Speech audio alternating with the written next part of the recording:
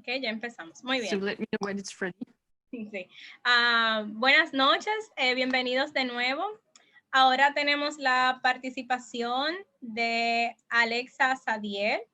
Ella nos va a hacer una presentación, una conferencia sobre los dientes de murciélago de la República Dominicana, encontrar reglas de desarrollo para la evolución fenotípica. Su presentación, sus slides van a estar tanto en español como en inglés. Sin embargo, como con la presentación del profesor Lin, pueden aceptar escucharle en inglés o escucharle en español. Vamos a hablar un poquito de Alexa. Alexa es una investigadora francesa. Ella hizo su PhD en el IGFL en Vincent Lab Groups en Lyon, en Francia. Y ha estado trabajando con los dientes y la parte ectodermal de algunos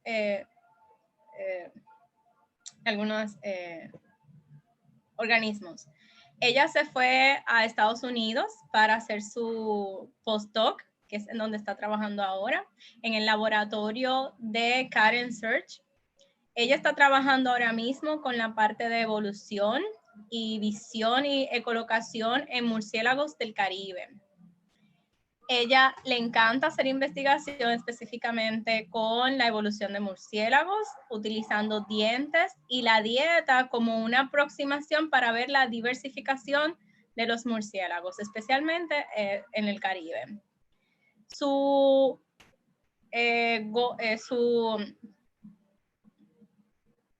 Bueno, ella ahora mismo está trabajando en cómo se va generalizando estas reglas en términos de la evolución de las especies. Ella tiene un website al cual pueden acceder, donde ella habla de todas las cosas que está haciendo, específicamente con mammal ecolocation y específicamente con la hiperdiversidad, modelos de hiperdiversidad en grupos de murciélagos. Así que, Alexa, thank you so much for staying here with us this night. Everything is to you. You can be coming when you want. Ok, gracias. Perdón porque mi español si es tan malo y gracias por invitarme esta noche. And I will switch to English because my Spanish is really bad. And so thank you so much for inviting me. And so tonight I want to talk to you about some research I'm doing in Serge's lab at UCLA. It's an independent line I developed in Karen Serge's lab, and it's about bad teeth. And it's about seeing how bad teeth can help us to find developmental rules to explain phenotypic evolution. Because you will see that even by studying something as specialized as bats and teeth, we can find big rules to explain the evolution of whole organisms. And so, okay. And so the big question we have here, I don't know. Okay, I think it's going to work. The big question we have here, when we look at the diversity of life, here you can see that life is really, really diverse. You have birds, you have humans, you have rodents, you have plants, and they all come from the same common ancestor. And so we can wonder how from these common ancestor do we get this diversity? And so we know a lot of things, from Darwin and everything, but we still don't understand everything. And so the aim of our research is to understand some rules to explain evolution, like to understand how species evolve, because, well, first it will help us to better understand evolution, and then it will help us to predict how species evolve, which is really important because we are in the changing world. We have global warming, we have everything. And so if we can predict how species evolve, we would be able to maybe better preserve them. And so to be able to do that, we need a group in which we're able to compare species between each others, to be able to see their differences and their evolution. But we also need a group that is in this group, species needs to be close enough so we are able to still understand what we're looking at. And so to do that, bats, sorry, my computer is a bit slow. Okay, bats are really, really nice. Because as you can see, bats are so diverse. So if we want to find rules to understand evolution, like how you go from this bat to this bat from a common ancestor, how you get this huge diversity, bats are a really good group to ask these questions. And I'm talking about bats in general. These are bats from everywhere in the world. But if we take bats from Dominican Republic, we also have this diversity. And that's why we just love to come here, because we have a huge diversity of shape. You can see, and you're familiar with these different beautiful bats. So this huge diversity of shape, but also a huge diversity of diet. You have insectivore bats, you have fishing bats, you have, like here, you have frugivores, you have nectarivores. So we have in Dominican Republic this diversity we are interested in. So for us, it's really, really cool to come here.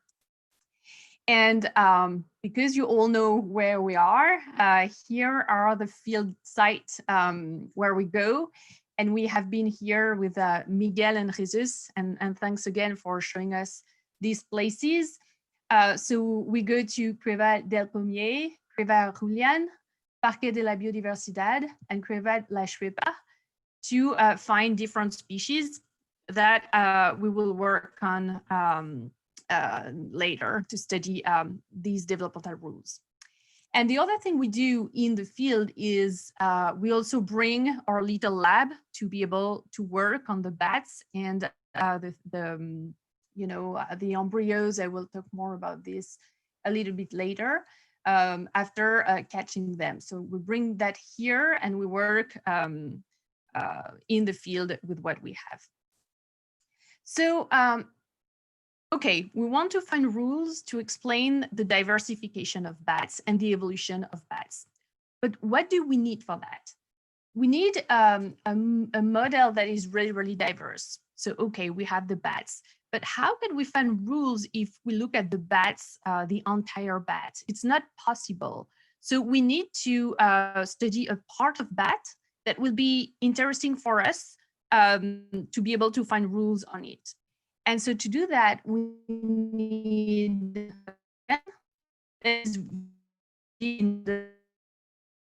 of course, if we want to study something on bats, it's not very well known because everything done in biology is done on mice or on, model species in mammals. And so on bats, we don't know anything.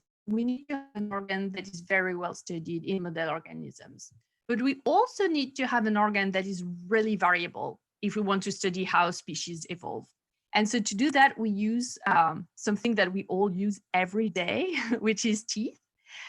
Because as I will show you in bats, they are really variable. That's what we want. And they are also very well known in mammals in general. And teeth are really important for bats because, of course, with teeth, you can eat. And as I said before, bats have a very variable diet, especially in the Caribbean in general, and in Dominican Republic in particular. In Dominican Republic, you have almost all of them, except the vampire bats that we catch in Trinidad, for example. But for all the others, we have an example of each. And if you look at their teeth here, this is the jaw, you can see how variable it is. You have the fruit bats here, Artibus, my favorite, with very, very big molars, very large. And you have Monophilus here, the nectar bats with very, very narrow molar because they eat nectar, so they don't need to crush fruits, and they don't really need a big molar to eat. You have the insect bats with very, very pointy teeth. It's because we think for crushing cuticles of insects, etc. And then for the vampire bats, we have the very reduced teeth.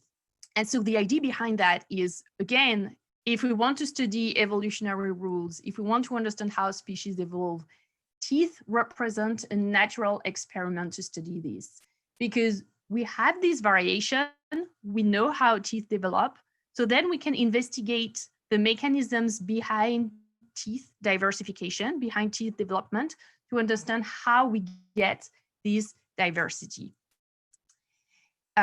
This is the fishing bat.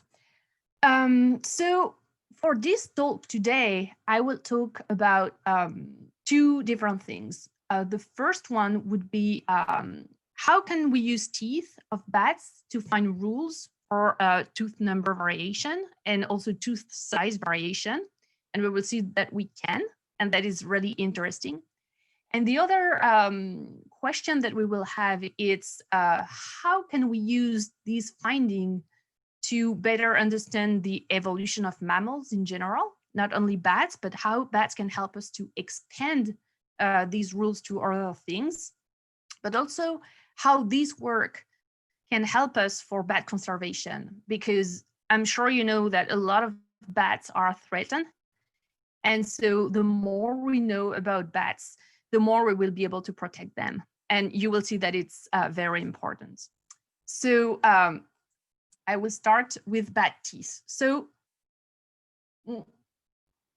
for bat teeth, the ancestor of the group I'm studying, which is the Neonoids that we find in the Caribbean, the ancestor of bats is has a dentition like this. So it has incisor here, canine. But in the talk, we will focus on the premolars here and the molars, because they are really variable. Just keep in mind for now that bats in this group, the ancestors of this group, has 3 premolars here, P2, P3, and P4, and 3 molars, M1, M2, and M3. And keep in mind also that bats are like us. They have milk teeth, like baby teeth, not for all of them, but for the premolars. It will be important for the talk. So these are adults, P2, P3, P4 are adults. And when they are baby bats, they have milk here, yellow, DP3 and DP4, exactly like us that we have teeth. And this is the adult dentition. So why I want to study this, because if you look at the tree of these bats, you will recognize a lot of species here that are on the Dominican Republic. You can see that the teeth number and the teeth size are highly variable. You can see 2 major traits on that tree. We can lose 1 premolar and we can lose 1 molar in the back. So we can lose teeth. So we can wonder how developmental rule can help us to understand how we gain or how we lose a tooth. The other thing that we can see is we have this variation, I already talked about this, of size. These short-faced bats, they have very smaller M3, sometimes it disappear here, and these guys have more equal teeth. It's also true for the premolars. They have different size and shape. So we are wondering, how do we get that? How do we get this diversity from a common ancestor with very equal premolars and molars? And to understand that, we have to look at 2 things. We have to look at the adult morphology, which is just what I showed you, but we also need to look at what happened during development. Why? Because this is during development that teeth are formed. So that's where they get their shape, where and when they get their shape. So if we want to understand how shape evolve, we need to understand how the formation of shape evolve. So we need to look at what happened during development. And as I said, we already know a lot about teeth development, but not in bats, in mice. But it's a problem. I will tell you why. So first, in mice have a very reduced dentition. They don't have premolars. So everything we find in mice might not be okay for premolars. And you know that a lot of animals have premolars. So everything we study here might be valid only for, rodents or a few other species. So the reduced dentition include incisors here and 3 molars. And what we know about the development of molar in mice is that they develop sequentially. The idea is like you have the apparition of the first molar here, and as the jaw is growing in the back, you have the apparition of the M2 and the M3. So it's really, they appear one after another as the jaw is growing. And the reason why we don't have the M2 that appear really next to the M1 is because when it's growing, the M1 is inhibiting the formation of the M2 next to it. And the same thing for the M3. And because of this, you don't have a fusion between the teeth. You have one, another one, and another one as the dental lamina grow. And because of this, you have a relationship between the molars in rodents and also in other many other animals. If you know the size of one tooth here, you're able to predict along these lines on this diagram that represent M2 on M1 size in function of M3 on M1 size, you're able to know the size of the others. If I know the size of this one, I'm able to predict the others. The issue again is it was done in rodents with only three molars, no premolars, and it has been shown that it doesn't work everywhere. Like for many species, we can't apply this rule, we can't apply this model. And that, well, we have this variation. So maybe we can't apply this model to bats, and maybe bats, because we have this variation and because we have premolars and molars, will help us to find new rules that are more universal to understand teeth development. So, okay, cool, but what if it works? So first, we try to understand to see if it works or not. And so we did the same diagram. We measure the M2 on M1 and the M3 on M1. And we did the same thing for the premolars. And we see if it follows the rule that was found in mice or not. The idea is if you follow the rule, you would be in this triangle here. And if you don't, you will be, outside these triangles. And here, just by doing this, we see something really interesting by looking at the adults. We see that first, what happened for premolars and molars is really, really different. We don't have the same representation of teeth. And the other thing that, so we might have two different rules, one for the premolars and one for the molars. The other thing that is interesting for us is a lot of bats. For the molars, some of them follow the rule inside this triangle, but a lot of them don't. These guys with the insect guys and the short face, like Artibus, for example, they do not follow the rule, meaning that maybe the rule is wrong here, or maybe we need another one to explain what's going on. And for the premolars, it doesn't work at all. We have something completely different that is happening. And so to better investigate that, we have to go, as I said, through development to understand how teeth develop and how they emerge one after another to see if it's the same thing as in mice or if it's different. So to do that, we look at the development of the dentition in the developing jaw. So I know it's very cryptic, this little green thing, but to have them, they represent the developing jaw. So it's part of the developing jaw of the embryo. So what we do is we take an embryo, like this little bat, at different stages, whoops, and we reconstruct the developing jaw to see where teeth are forming. And you see here these little arrows in the jaws. These, believe me, I know it seems weird, but this is the developing premolars and this is the developing molar. Very, very early during development, we're able to trace them down. And what we see when we look at very early stages is we have an initiation of the premolar here and an initiation of the molar far from each other. And it's the same in every species, the short face, the regular jaw, and the long jaw. So for every species, molars and premolars are initiated independently, which is interesting for us because we have a different rule for the development of molar and premolars. It's good to see that they are indeed, they indeed start to develop in two different ways independently. And so, of course, to be able to do that, it was done on a CT scan. So it's some tomography.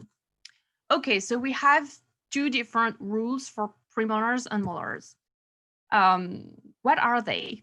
So to have a better idea, if you remember what I said that we also need to look at the adult and the adult proportion to see what we can expect. And so to do that, we investigate the size here of the molars and the premolars to see if we have in the adult two different sizing between molars and premolars and two different parameters. So when you have, if you are a macrodus, so you have a regular jaw, you have very equal molar and very equal premolar. This is the ancestral state. Now, if you lose one premolar here, we see something very interesting. We see that the first molar is getting bigger, and here they are not equal at all. They are very disorganized. Here they are still kind of equal, but they are smaller. Well, for these guys, we don't have enough species, so I won't talk about these guys. But now if you are a short-faced bats without an M3, you can see that the proportions are completely weird. We have very big M2 here, and here you don't have equal premolars anymore, meaning that we are exactly here and here. We are not following the rule at all. And we can see that when we have a short jaw, when we shorten the jaw, we completely disorganize the proportion and we lose teeth. So what can we say here? We can say that just by looking at the adult, that when you have a short jaw in bats, like in Artibius, you have different proportion for the teeth. They are not equal anymore. And we can also see that we have two different rules for molar and premolars. It's pretty obvious when we look here. We really have one trend here, one trend here, one here, one here, one here, and one here, which is reminiscent of what we see during development. So our work here is to explain how it can happen with the mechanism we know one after another, but we know that they don't follow the rule. So which hypothesis can we make to explain this diversity that we see? And so to do that, we do this hypothesis that we have two types of bats.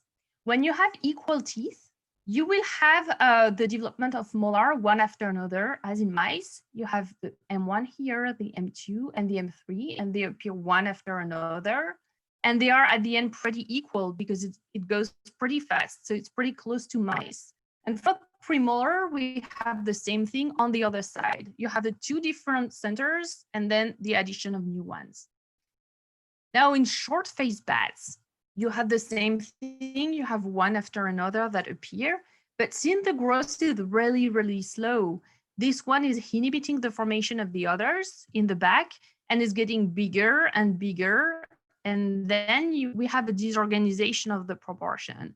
And then because of this, sometimes we lose the last one because it doesn't have enough space. And we might have the same thing in front, but we don't know for now what we can do.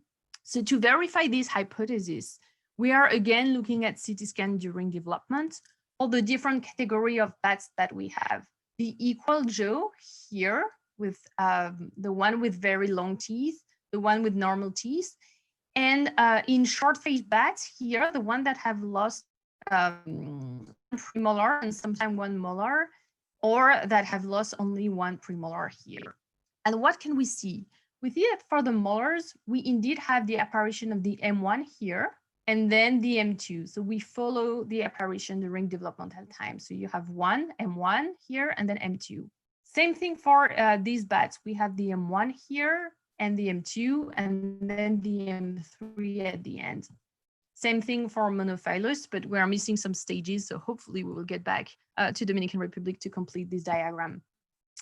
And now for the species that lose sometimes one molar or for the species that have very disorganized size, what we can see is the apparition of this one is a bit delayed, and the M1 is way bigger, which goes with the idea that we have that if you have a slow growth, your first molar will be really, will grow very, very slow, will grow bigger, and then the next one will be smaller. And this is something that we see during development. And if we look at the speed of development of the different species, we have a kind of a stop of the speed of the growth for this one compared to the others, showing that indeed this one develops slowly. And so at the end, we'll have a short jaw with bigger M1 and sometimes lose the M3. So this is what we conclude here. The molar are lost in the back, so you never lose the first one. You always lose the one in the back, and they are lost. They are first extremely reduced, like in this guy, and sometimes in other Artibus from the Artibus genera, you lose them. And you go from these bats to this one just by slowing down the growth rate. If you slow down the growth rate, the M3 won't have time to appear at the end. So this is one rule for diversification. You slow the growth rate, you change the proportion, and you can lose, in the extreme cases, the last one. Okay, this is for the molars. What's going on for the premolars? For the premolars, if you remember what I say, it's more complicated because we have the premolar, the adult one, but we have the milk one that appear during development. And so we were wondering, we have the apparition of the P4, the P3, and the P2, but what's going on for the other one? Are we losing the one at the end, like for the molars? Are we losing the extreme one, or are we losing another one? Because it could be possible, because it doesn't develop in the same direction. So to do that, we did follow the apparition of the P4 here, the P3, and the P2, and we did follow the apparition of the mid one, and the one here in green. And we can see a first thing, the P2 here is never replaced and is always there. And so we were wondering, are we losing the one at the end? Like for the molar, we lose this one. Are we losing this one for the premolar, or are we losing another one? Because if we always have the P2 that is never replaced, that is always green, maybe we are losing the P4 or the P3 and not this one. So to better investigate that, we look at the CT scan, so on the 3D reconstruction here, but also in detail. So this is a slice that I did on a CT scan. So these form here, like that looks like a bell, is the premolar. So this is the milk one, and this is the adult one that is forming. And if you look at these bats, you can see that when you have the 3 here, you have the P2, you have the P3, and you have the P4. Okay, we have all of them. And this is true for these ones when you have all of them. Now, if we look at Aerophila or Carolia, who is, for example, in Trinidad, you have the P4 here with the milk one and the adult one. You have the P2 here, and here you have the milk one and the adult one. And if you look at another species, you have the P3 here, the milk one, but you never get the adult one. It starts to develop, but then it disappears. So what it tells us is like here, in the baby bat, you will have 3 premolars, the P2, the DP3, and the DP4. They will be there. The baby bat will have 3 premolars, but the adult bat will never get the P3. It will never develop because you keep the baby bat, the milk teeth, but you lose the adult one. So this is how here you ended up with only 2, and during the development you have 3. And if you look at Artibus, the very short-faced bats, you can see that you have the P4 that develop normally with the milk one and the adult one. You have the P2 start to develop P3 and the adult P3, but then they disappear, meaning that they start during development, but they never go far enough because the phase is too short and the growth is too slow.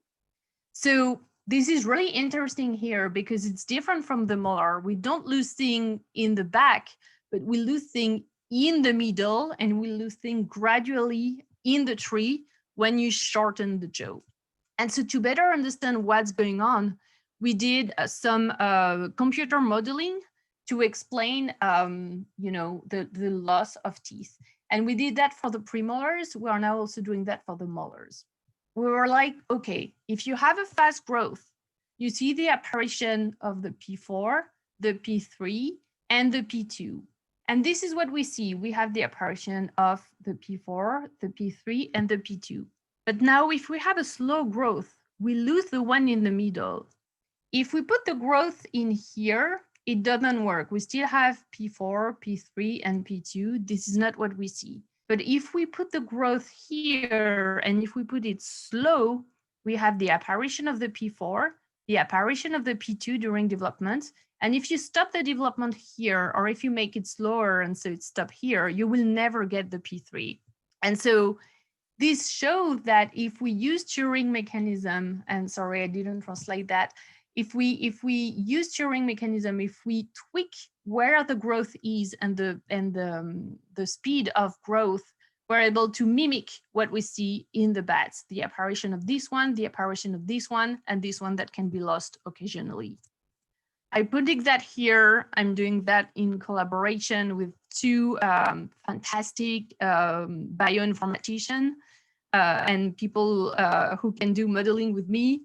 So these are the equations to explain what's going on. I won't go into detail, but if those of you are interested, this is how we model this. And then if you remember what I just say, we say that we have a differential growth, and we see that the growth is here, and it works only if the growth is in the middle of the jaw. So to be able to see if this is what's going on in vitro, we injected some bats, and Miguel might remember because we did that together in the field. We inject some bats with a pregnant female with a dye, like a component that is able to label cells that are dividing. And the idea is to see if the growth that we see is indeed in this region or in another region. And if the growths vary between the bats that have a very fast growth and the bats that have a very slow growth. And so we inject the mother, and then we look at the embryo to see during development where the growth is. So again, I know that for people who are not working on this, it's kind of cryptic.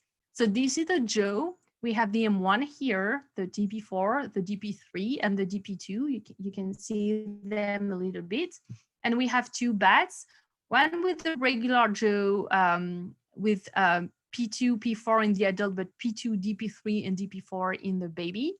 And we have the short face artibus with P2, DP4, and M1. And if we compare the growth rate between the two, you can see that you have a lot of red here. Red indicating cells that are dividing. And so you have way more red stuff here. So we have a faster growth rate for these bats here. And here you have a very localized cell niche of cells that are dividing. There are more here, and they are really in between P2 and DP4, which is what we expect here. We expect that to be there instead of kind of everywhere. And so it means that the experimental result that we have here during development really match our modeling, our mathematical modeling, meaning that we think it's true and that variation in growth rate indeed change the way we lose teeth for premolars, and also their size, because we can see that they have different size. So what is the conclusion here?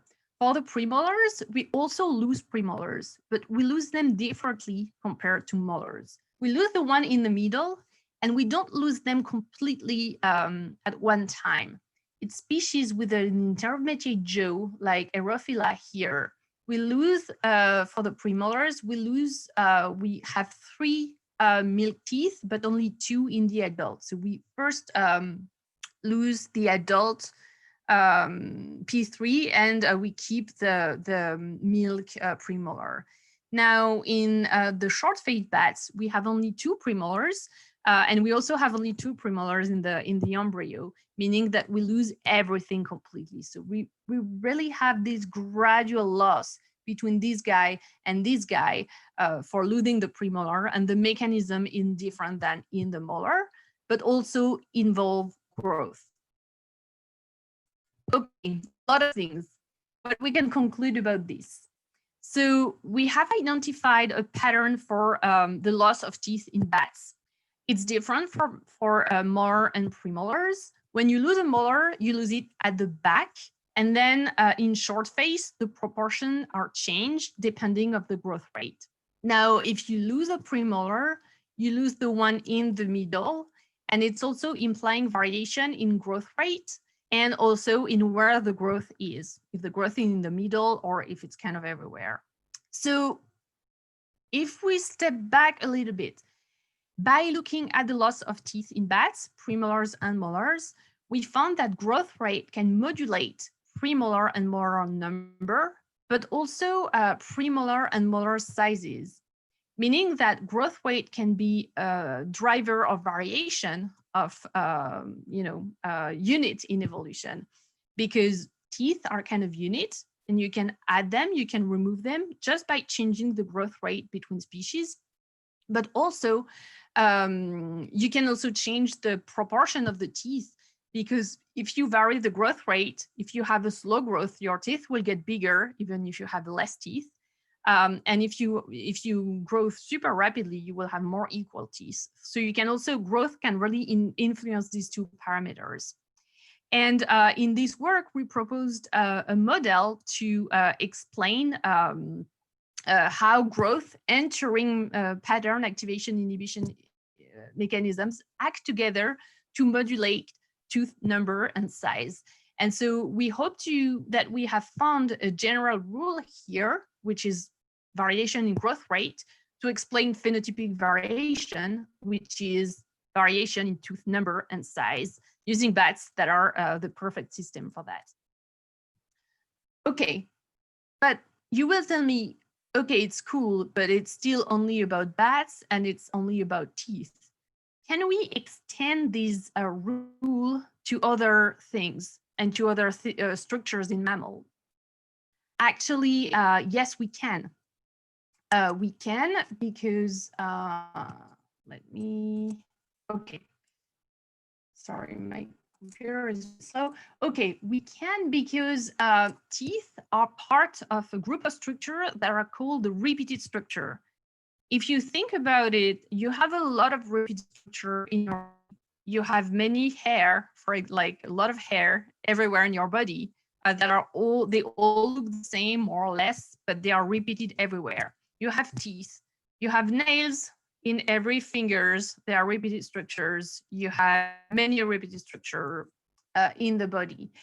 And the common thing between them, okay, it doesn't show up, is that they all develop through Turing patterns and they all develop through the same kind of mechanisms. And so because of this, if we find a rule that works for teeth that are really, really diverse invertebrates, maybe these rules would work for everything, all the other repeated structures that can be, as I said, hair, feather in animals. You see how repeated they are in chicken here. Mammary glands, we only have 2, but many species have more. Or the vertebrae that are also present in different number in the body. And so the idea is like using what we know now with this rule, we really want to be able to explain the development of all of these structures that share the same developmental mechanisms. It has already been done with, this idea of inhibitory cascade that I explained for teeth, the fact that the M1 inhibit the M2 and the M3. The person who crafted this idea tried this with other structures, so the vertebrae, the fingers, molars, limb, and found that it's working, but it's not always working. So what we say is like for teeth, we proposed that growth would also help to modulate, you know, the different proportions and maybe the different numbers of segments yet that you can observe in these things. And we'll be able to explain the diversity that we have today that we can't explain right now with only the rules that we have right now. So we really do hope that this work with bats and teeth will help us to expand more to these things. And so the idea is like really adding growth to that. And the last thing I want to talk about tonight is, let me try this. Okay, is it's also very important because when we work on teeth, we work on diet. And as you know, in the Dominican Republic, in the Caribbean in general, where you can find all these bat species, they all have a different diet. A lot of them, like you have a lot of frugivores, you have some nectar bats, you have some insect bats, vampire, etc. They're really, really diverse and they eat a lot of things. But even if we know that their major diet, we also know that they eat different things. We know, for example, that some that Aerophila eat like nectar, but also insects and a lot of things that are kind of generalists. We know that Monophilus also eat insects sometimes, so their diet is more variable than what we think it is. And so understand better what they can eat and the rules behind this evolution can also help us to conserve them better, because if we know what they eat in detail, we will be able to better know, you know, how to protect them, their niches, etc., etc. And so I just want to mention this project that we're doing, starting for now with Miguel Santiago here on bat diet and bat teeth. So we want to mix different things with looking at the morphology, looking at sequencing the facets of the bats, and maybe looking at some genetic markers to better understand what bats eat and how we can use these results and rules, etc., to better understand how bats evolve and how to better conserve them. So this is really something we're starting now, and I really do hope that we will find very interesting stuff pretty soon about this, because there is still a lot of questions.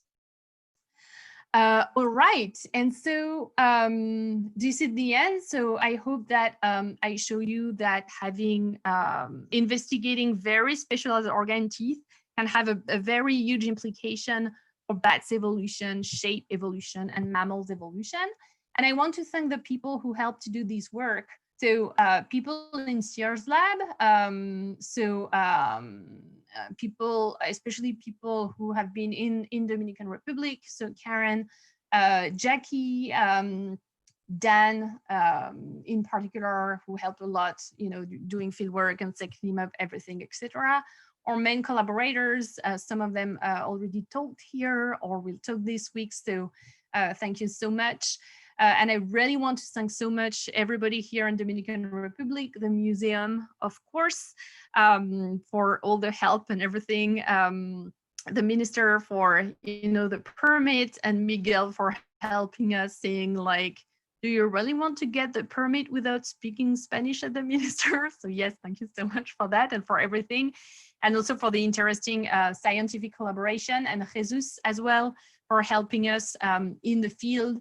And also the other collaborators, in particular the BatSense group, who study, you know, sensory adaptation in bats. Some of you know Liliana Davalos, Betsy Dumont, all these people. So Steve Rossiter. So we are all working together, and people from these groups. And we got NSM funding for that, and also people from the imaging facility at UCLA who help us with this. And I really want to thank you for your attention. And since we're talking about diets, I put some bats eating in the field. Thank you. Gracias.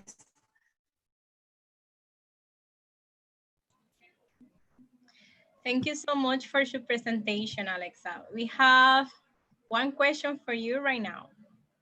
The question is from Diego Esquivel. He said, what do you think about dental anomalies in bats? This is the first question. And the second is, could they give some information about evolution, or are they just mutations? Yes, so that's a very interesting question. So we have seen some dental anomaly in bats. For example, in the Artibus genera and even in Artibus rhamaicensis, some species have an M3 and some individuals have an M3 and some individuals don't. So maybe here, we can have a hint about how you can get extra teeth or remove some of them.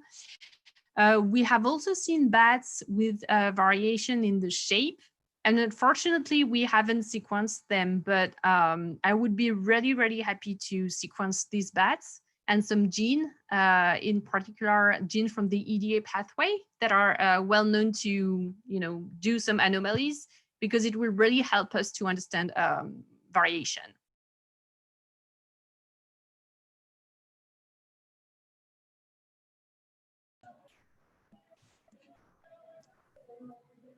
Another question from Niluska Ramos Sanchez. She said, thank you so much for your presentation. Why some bats prefer los molars and others prefer los premolars? Good question. We don't really know. I think if you lose it, I think it's really, if you have a short face because you eat fruits, the will be shorter, and so you lose mechanically a molar at the end. Now, it's a very interesting question about the loss of premolars, because if you lose the M3, you lose them, and if you lose the milk M3, it can be an issue if you are a baby and your mother is trying to fly with you, because bats fly with their baby attached to their nipples, and the milk premolars, they are like a hook. Like the morphology is really like a hook. It must be painful. Like the baby bat fly with the premolars attached to the nipple of the mother. And so we were wondering what could be the consequences of that. If you lose one milk premolar, you might not be able to be attached as well to the mother. And some people think it's because these bats don't fly that much with their baby. They can leave the baby with the other mother in the cave. So we think we have functional implication, but we don't know, and this is something we want to investigate.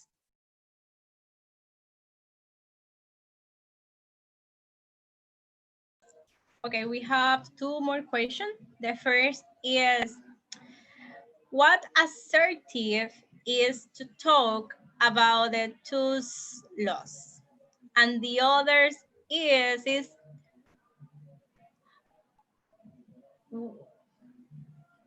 okay, sorry, it's in Spanish.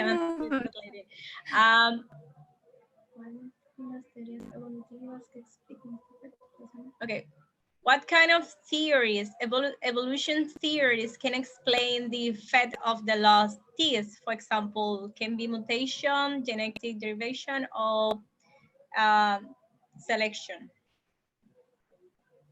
Yeah, no, it's a very good point. So how assertive, like we really see if teeth are there or not, like they are present or not. This is something that we see.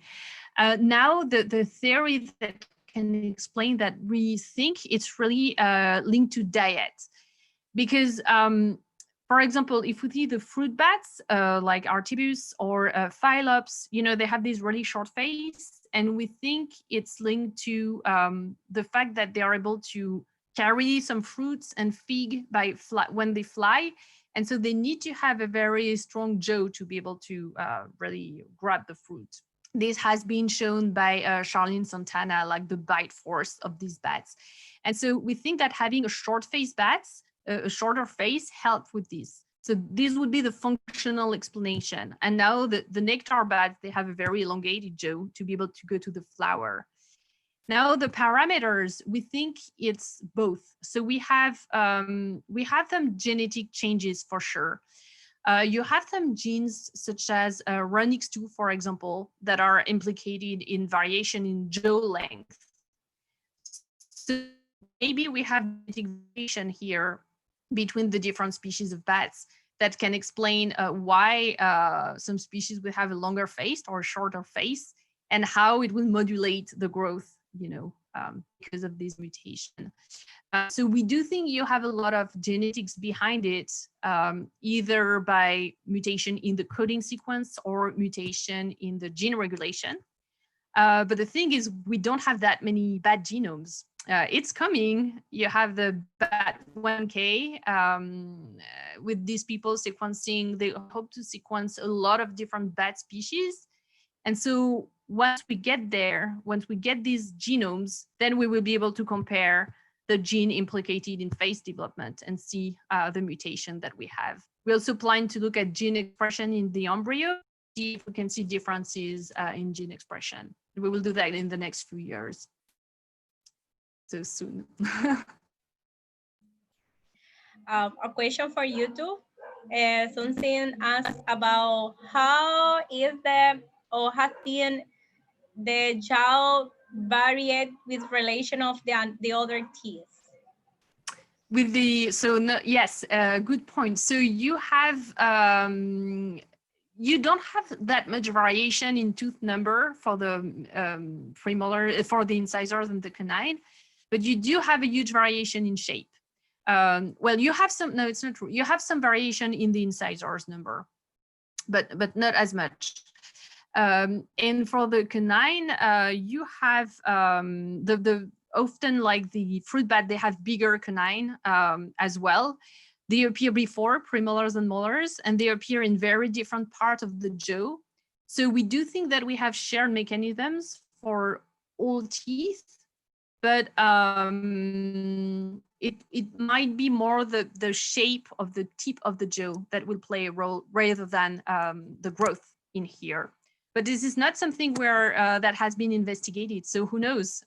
It's a new question to look at. And so yes, I'm thinking about the vampires, extreme case, with modify incisors to be able to bite and then to leak the blood. So this would be also an interesting case to see, like, how you get this shape. And I think it's probably different than what we found. Another question for Miluska Ramon Sanchez. She asked about your group are thinking about the studying the patterns of the size of the these words, the cusps of the molars, and try to relate with the size. What is the word in English? And the dureza. Sorry. You mean this? And the hardness of the diet of the bats, like the case of the insectivorous bats. Yes, so this is the new project that we have in the future. So we try to see the axis of variation in the tooth. So we'll take the molar and we'll see how you get higher cusp, so big cusp, small cusps, and how you vary the number of cusps within the molar. And we will try for this to link the gene expression in the tooth, the signaling center expression, and the morphology, to see how you can vary the cusp size, and comparing insects, Noctilio that has like very high cusp, and nectar bats and fruit bat that have like smaller cusp. So we think it's done through activation inhibition mechanisms, but at the scales of the cusps, not at the scale of the tooth. So a bit later during development. But it's also the same kind of mechanisms maybe that are active, but not with growth, with activation, inhibition, and turing. Okay, this is like a question or comment, you decide. Something as say about the variation of the jaw. It's not going to be more important if, because that control the form and the size of the teeth? What is more important in that case? Yes, right. So you have some cases with a short, you don't have a case with a short face and small teeth, like narrow teeth, but you have the case of a long jaw, larger teeth. So it's linked, but it's not totally linked. So I think jaw and teeth covariates. I don't want to say that is the same developmental mechanisms, because maybe not. But you have a covariation between the jaw shape and the tooth shape, just because both the jaw and the teeth vary with diet. But then the question to know, like, if you will have larger teeth because you have a larger jaw or not, I think it's not that clear yet. But both covaries with diet. So if you are a fruit bat, you have a short face and you have large teeth. But now if you are an insect or a nectar, you have a kind of a long jaw, but you can have variation in the tooth width. Another question. What is your motive or your goal for the students study bats and their teeth? What would be my advice, you mean? Or can you why you want to study bats and teeth specifically? This is the question. Oh, okay. Yeah, no. Because I used to work on teeth before. So I know that they are incredibly variable, but they are also super easy to study. If I want to study, like, bats are mammals, so they develop within the body, right? And so you don't have that many experiments you can do on embryo when they are in the belly. If we study teeth, we're able to put them in a box to culture them. We're able to find them in the fossil records because they are still there. We understand super well how they work and their development. So they are kind of easy to study compared to many other organs, for which you will need to, well, kill a lot of bats and a lot of embryos, or you won't be able to do experiment on them because they are in the mother, or you can't really see them in the adult. So teeth are really easy for that. Like, I don't have a passion for teeth in themselves, but to study evolution and biology, they are very, very powerful. Okay, we have another question with it. I think it's something personal. One asked about how difficult it is to find help or support for studying bats if you are extranjero. Se me olvidó la palabra extranjero. If you are from, for example, you for French in the United States. Yeah, well, sorry, say it again. About your experience, how do you find some help for your students? Yeah. But if you are outlander and you live in the United States and work in the United States, you have, what about your experience? Yeah, so for my case, I was studying evolution during my PhD, but I was working on model species, so mice, etc. And I wanted to expand and work on non-model species because I'm really interested in variation and evolution. And so, and bats, I mean, I'm fascinated by bats, and so they are so cool. And so I reached out to a lab, Karen Sear's lab, Karen has been studying bats for years. And so I applied to, so I got my PhD in France, and then I applied to a postdoc position in this lab. And so I was able to join this lab. And from there, start to work on bats on her project. And then I developed my own project on that. So this is the way I went in, moving to the US and then working on this. Now, I could have done that in France too. Like, I mean, you have some people in France who work on bats, in England, everywhere in the world. The idea, if you want to do science and you want to work on bats, you can do, let's say, a master internship in a lab everywhere in the world, a lab that works on bats. a PhD, of course, if you want to enter a PhD program, or then even later as a postdoc and start to enter lab and start to work on this. That being said, we in Sears Lab, well, right now it's complicated because of COVID-19 and everything, but we are always interested by students who want to work in the lab. So then, of course, visa issue, blah, blah, blah, all these things. But then if somebody want to work in the lab and do some work or field work with us when we're in DR, feel free to reach out. I mean, we're always happy to, to develop collaboration and have students, etc. Okay, thank you so much. Comment for me in 2014 and 15, Jacqueline Salazar worked with bats in one of your cave. She worked specifically about the diet of the bats. So maybe we can share data about what kind of bats eat what kind of fruit and insect, because the pellets with the samples, they exist, and we can share that information. Yeah, that would be super cool. But yeah, and we can, I mean, the idea is like with Miguel, we started to discuss about this, you know, because sequencing and stuff, but the idea is like to you know, bring as many samples and direction as possible to inform about what they eat. So that would be super cool. Yeah, thank you. Well, we didn't have any more questions and YouTube and Zoom.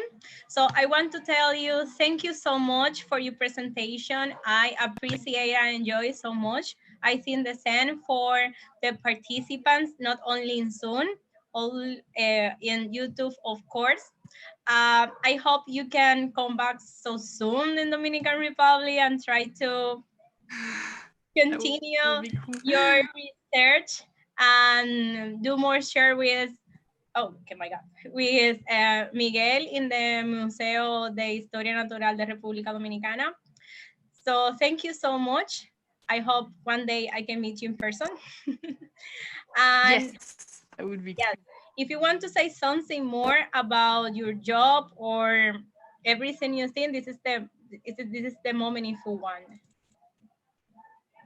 Yeah, well, I again, I think I hope that the next one we come, I mean, we will say that in advance, and that would be cool if like everybody who wants to come with us, you know, in the field or collaborate or whatever, you're all welcome to come. I mean, for us is really, you know, we come to your country and we just don't want to come do the work and leave. Like, we really want to collaborate, and we have done that. No, I mean, really. And so we have done that with Liliana a lot as well already. So she helped us to introduce, but also, yeah, we really want to develop more collaboration. So this is really something like, and again, if you have students, if anybody has an idea about a collaboration, we'll try to make it possible and try to do as much as we can. We're also developing some outreach stuff, so that will also be something, you know, if we can do translation in English, Spanish, and I can do in French, you know, to have a more international stuff, that would be cool too. And yeah, and so we have a lot of ongoing projects, so hopefully, yeah, we will be able to develop everything pretty soon. Thank you so much. I think all our conference or participants have a great job with their different kind of but assembled, because everything going to be well. So I want to tell everybody about the conference for tomorrow. The conference is for Hugo Mantilla Melo. He was a participant so active in our panels. The conference is, del nombre de la conferencia es La salud humana como contribución de la naturaleza, el aporte de los murciélagos. For you is the human health, like as contribution of the nature, and the bats apport, the bat approach. So if you want to interesting for tomorrow, please join us at 7 p.m. in the in Zoom or YouTube. Again, Thank you so much, Alexa. Thank you. It was nice to meet you. I hope you can stay with us for the other conference. We enjoyed and we appreciate your time and your knowledge so much. Thank you so much for inviting me. Bye. Bye.